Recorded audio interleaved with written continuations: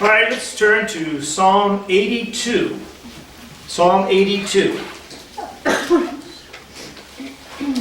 Let's read from the first to the last. God standeth in the congregation of the mighty. He judgeth among the gods. How long will ye judge unjustly, and accept the persons of the wicked? Selah. Defend the poor and fatherless. Do justice to the afflicted and needy. Deliver the poor and needy. Rid them out of the hand of the wicked. They know not, neither will they understand. They walk on in darkness. All the foundations of the earth are out of course. I have said, ye are gods, and all of you are children of the Most High. But ye shall die like men, and fall like one of the princes. Arise, O God, judge the earth, for thou shalt inherit all nations. Now in this psalm, the writer is going to leave things that are easily understood or that can be seen as devotional lessons, and cover topics that are doctrinal in nature and hard to hear.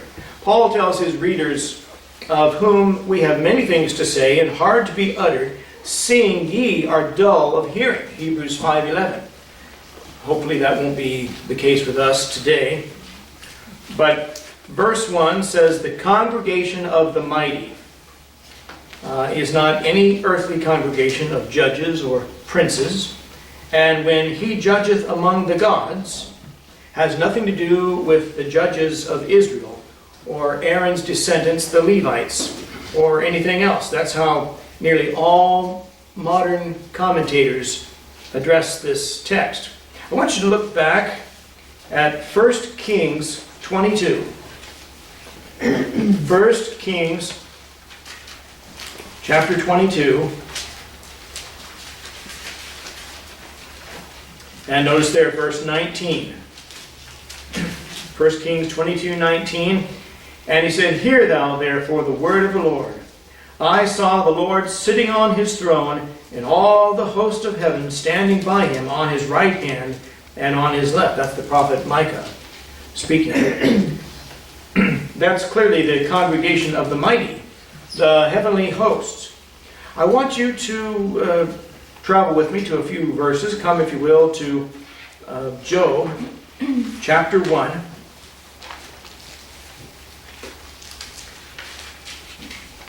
Job chapter 1, and start there at verse 6. Now there was a day when the sons of God came to present themselves before the Lord, and Satan came also among them. And the Lord said unto Satan, whence comest thou? Then Satan answered the Lord, and said, from going to and fro in the earth, and from walking up and down in it, and so forth. Chapter 2, verse 1. Again there was a day when the sons of God came to present themselves before the Lord, and Satan came also among them to present himself before the Lord. Now go to Job 38. Job chapter 38. And begin there at verse 3. God speaks, says, gird up now thy loins like a man, for I will demand of thee, and answer thou me. Where wast thou when I laid the foundations of the earth? Declare if thou hast understanding. Who hath laid the measures thereof, if thou knowest? Or who hath stretched the line upon it? Whereupon are the foundations thereof fastened? Or who laid the cornerstone thereof? When the morning stars sang together, and all the sons of God shouted for joy. Now go back, if you will, to Genesis chapter 6. Genesis chapter 6.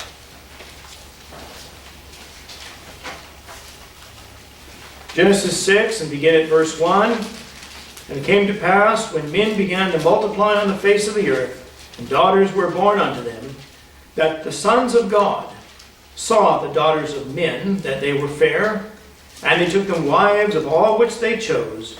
And the Lord said, my spirit shall not always strive with man, for that he also is flesh, yet his days shall be 120 years. There were giants in the earth in those days, and also after that, when the sons of God came in unto the daughters of men, and they bare children to them. The same became mighty men, which were of old men of renown. Those are the only times the expression sons of God appears in the Old Testament, those 4 references. None of those times does it refer to a New Testament believer in Jesus Christ, but rather to an angelic host in heaven, and to angels which left heaven to mix with earthly women. Notice they were also called mighty men. They're in Genesis 6:4. I want you to notice Jude, the book of Jude, second to the last book of the Bible. Jude,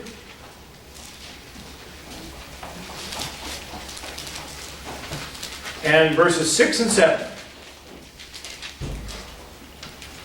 And the angels which kept not their first estate, but left their own habitation, he hath reserved in everlasting chains under darkness unto the judgment of the great day, even as Sodom and Gomorrah, and the cities about them, in like manner, giving themselves over to fornication, and going after strange flesh, and are set forth for an example, suffering the vengeance of eternal fire. Fallen angels sinned with mortal women. And it was fleshly sin in nature, and so it's likened to the perverts who were living in the cities of Sodom and Gomorrah.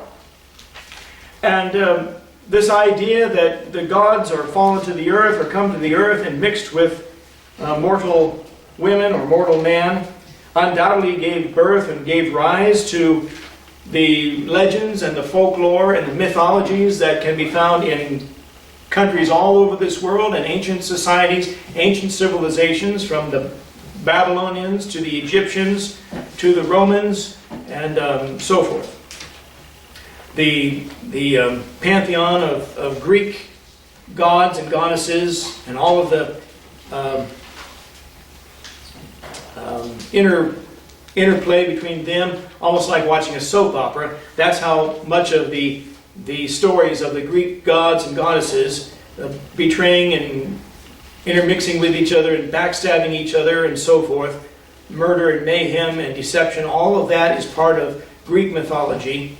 The idea of gods intermixing with earthly women undoubtedly was born when the Bible's account that sons of God came in unto the daughters of men.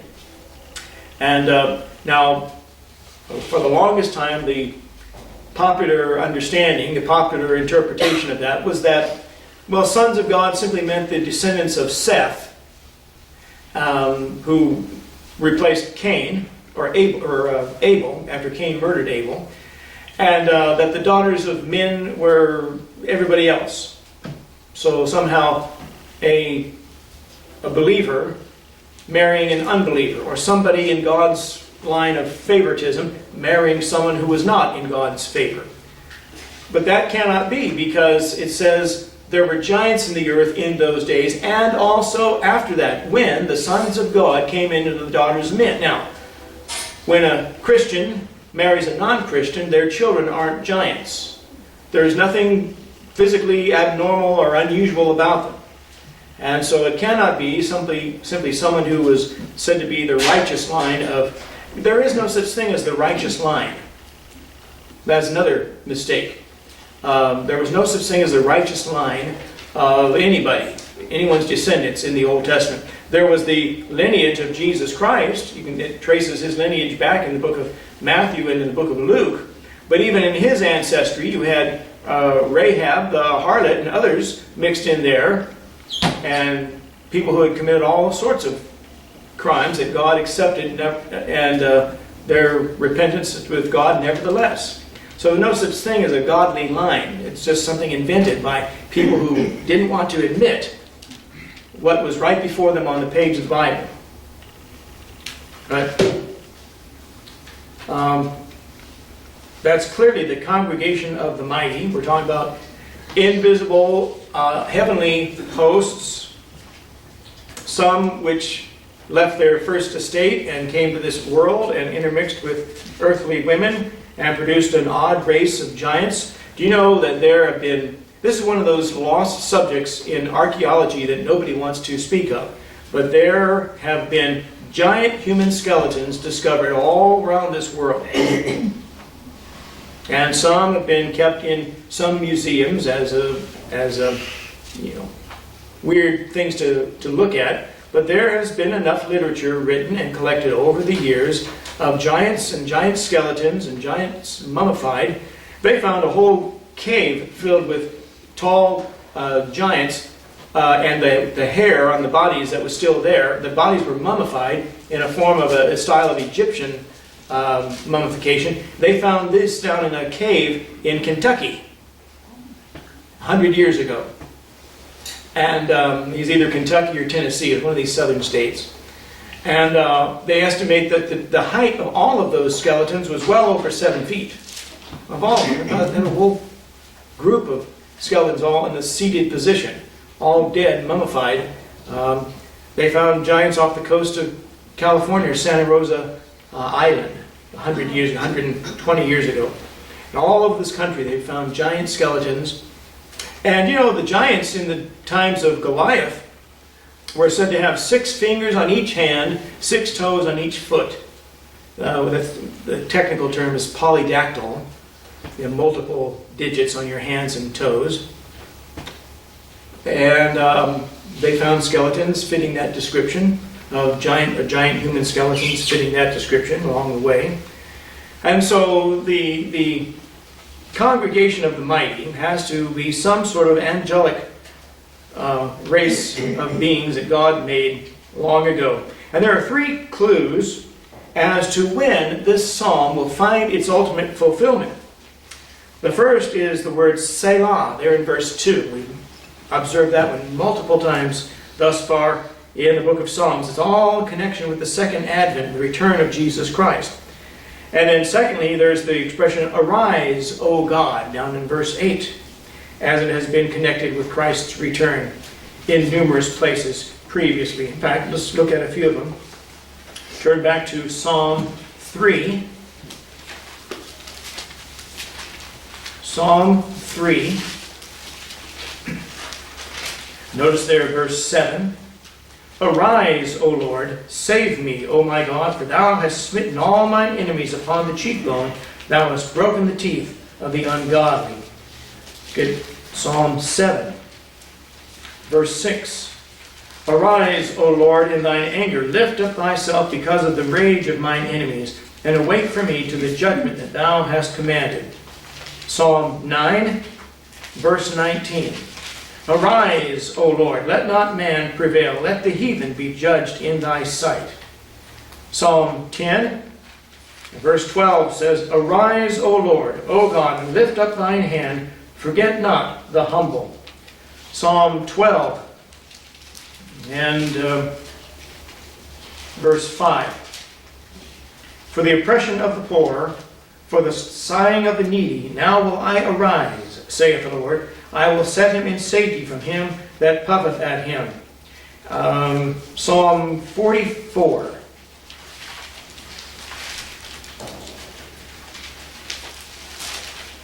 Psalm 44, notice there, verse 23. Awake, why sleepest thou, O Lord? Arise, cast us not off forever. Verse 26, arise for our help, and redeem us for thy mercy's sake. That's obviously the prayer of Israel. And Psalm 68, verse 1. Let God arise, let his enemies be scattered. Let them also that hate him flee before him. And Psalm 74, verse 22.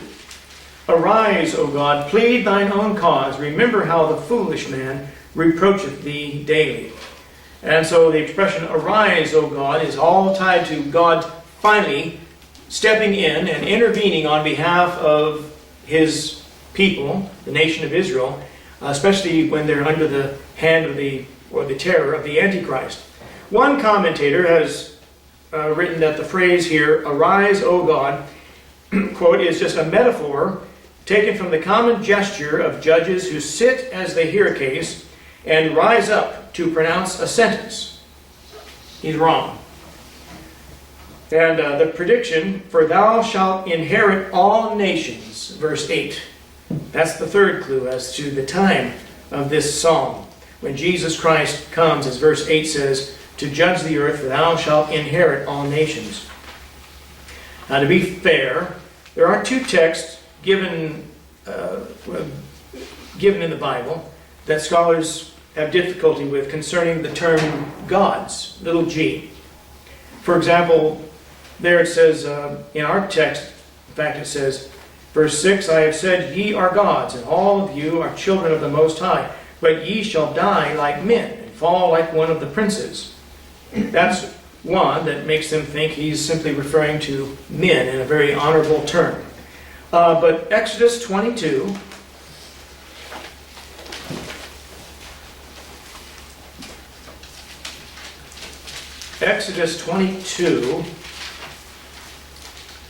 and very brief verse 28 says, thou shalt not revile the gods, nor curse the ruler of thy people. The judges in Israel could be referred to as gods in the same sense that Moses was a god to Pharaoh, according to Exodus 7:1, speaking for God to Pharaoh. And the judges taught the laws of God to the people. But also go to John chapter 10, the New Testament, book of John, chapter 10.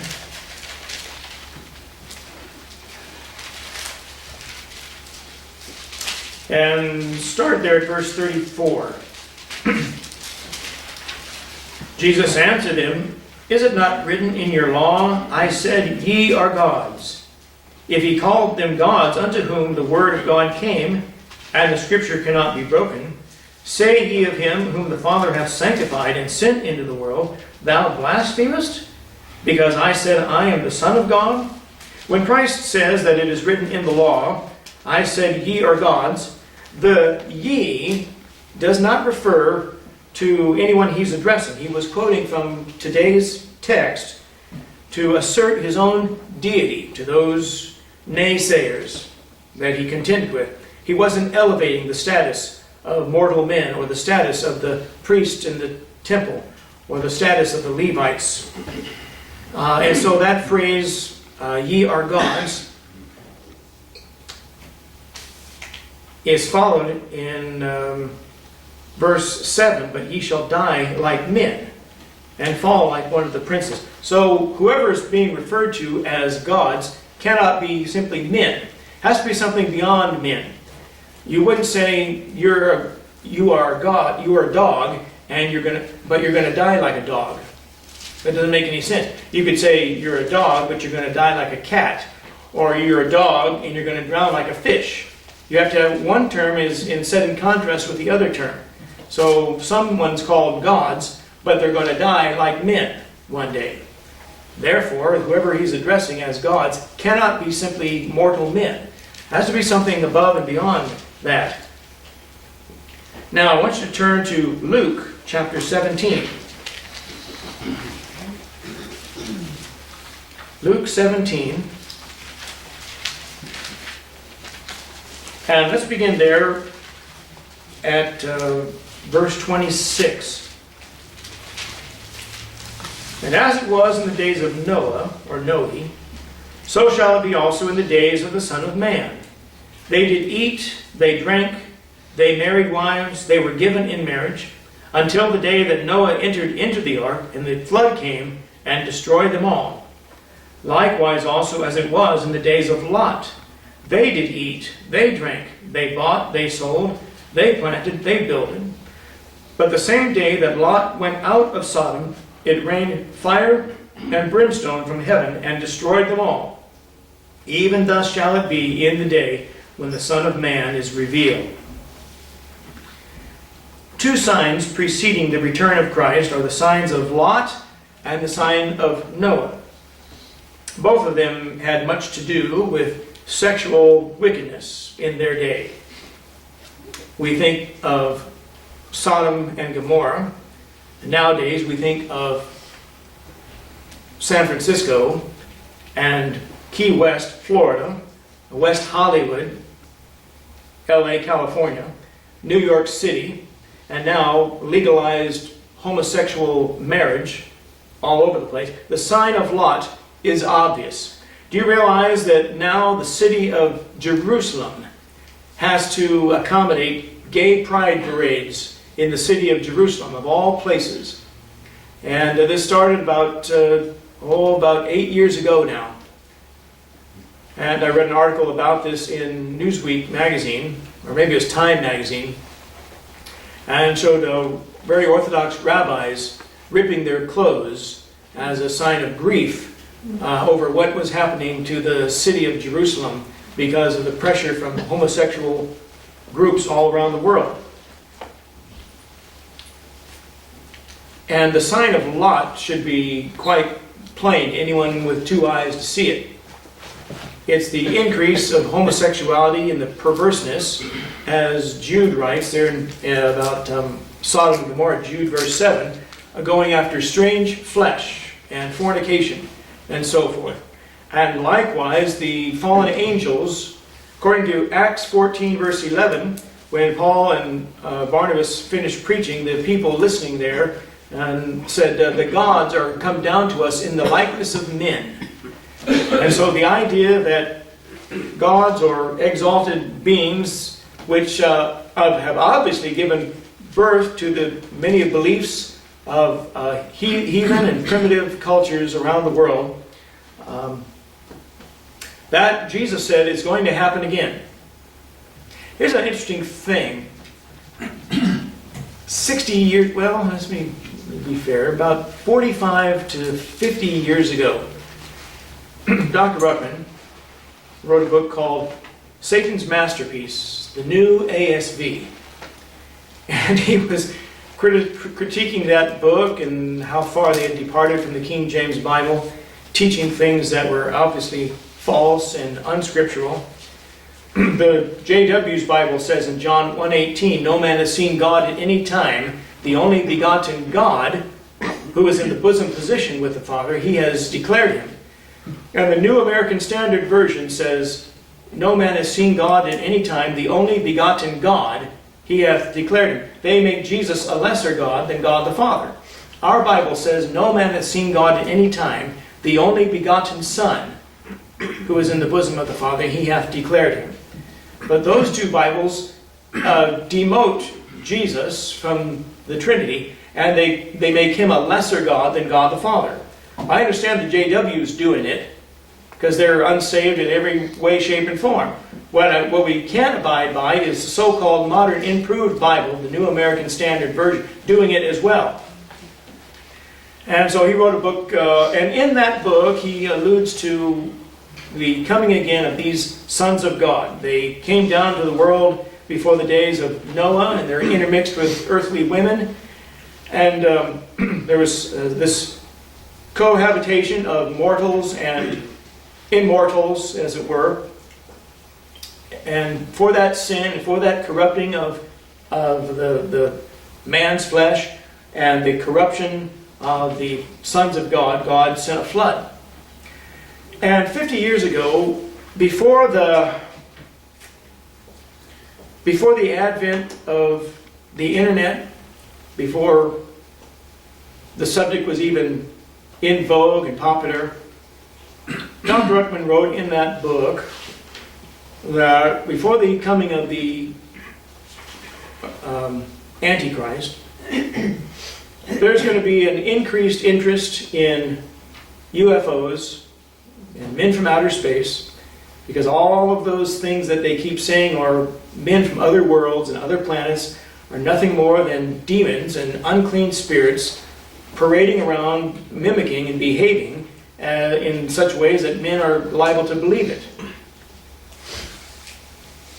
And they've been very successful in that. With the invention of the internet began to explode with videos of people fascinated with UFOs, fascinated with aliens, outer space aliens, fascinated with UFO abduction, people telling their supposed stories of their abduction experiences and how these UFO occupants perform sexual experiments on them and send them back to Earth. And there's all kinds of stories you can find about women giving birth to some weird-looking creatures that are stillborn, but they look like they're half part human and part animal or part reptile or some strange, freakish-looking thing that is beyond any deformity that we would maybe have been exposed to or seen somewhere in our lives. And it's happening all over the place. Not just in the United States, where people are gullible for a lot of things, but all over the world. And these things are being seen and witnessed and filmed and photographed with increasing frequency. And he said it would happen again in his book 50 years ago, and the reason was because Jesus Christ said, as it was in the days of Noah, so shall it be also in the days when the Son of Man is revealed. If God's book said it, it's going to happen, whether anyone believes it or not. It's like the old story of Lot or Jonah being swallowed by the whale. And in the Scopes trial, 1925, Clarence Darrow was the prosecutor against John Scopes, and his defense attorney was famous attorney, I think ran for president at one time. All of a sudden his name escapes me.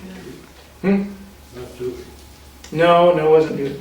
But it'll come to me right after we shut the camera off. But anyway, they asked him, do you believe that story that Jonah swallowed a whale?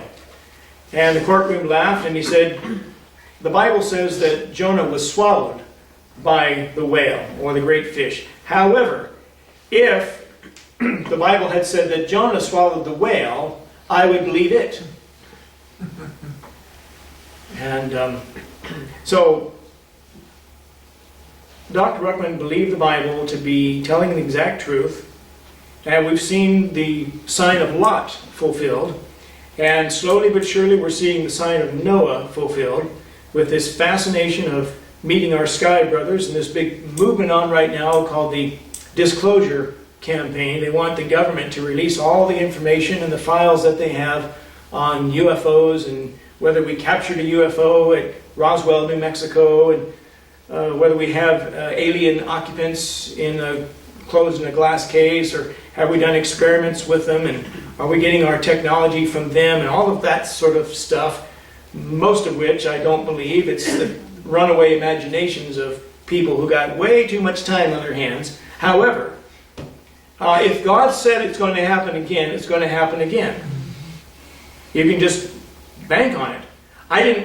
One man wrote a book saying when Gog and Magog come down upon the land of unwalled villages, the book of Ezekiel, he said that can't be something in the future because cities, generally speaking, don't have walls and fences around them anymore as they used to in medieval times or in ancient times. So it has to have some ancient application. And yet, about 15 years ago, Israel realized that we need to start putting up security walls and fences around our cities to protect our people. And there are walls and fences protecting the cities of Israel and keeping the Palestinians and the would-be terrorists on one side and the Israelis safe on the other side. And I can just see it being fulfilled once again when someone makes a pact of peace, supposedly with the man of sin, makes a pact of peace with Israel, and they say we can finally lower those fences and take them down because peace has finally come. And that's when their attack will come. They will come down upon a nation of unwalled villages once again.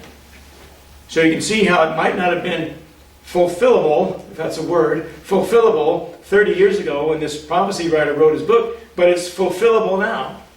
And if God says it's going to happen between fallen angels and earthly men cohabitating, it's going to happen. As fantastic as it sounds, that's nevertheless what is going to take place. Lastly, for today, the timetable for this psalm must be the second coming of Jesus Christ by the language of verse 5. Let's read that verse again. They know not, neither will they understand. They walk on in darkness. All the foundations of the earth are out of course.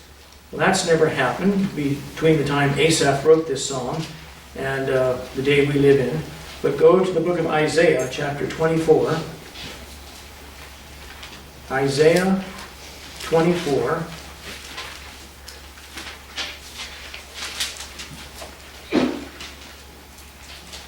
Isaiah 24, and let's start there at verse 19.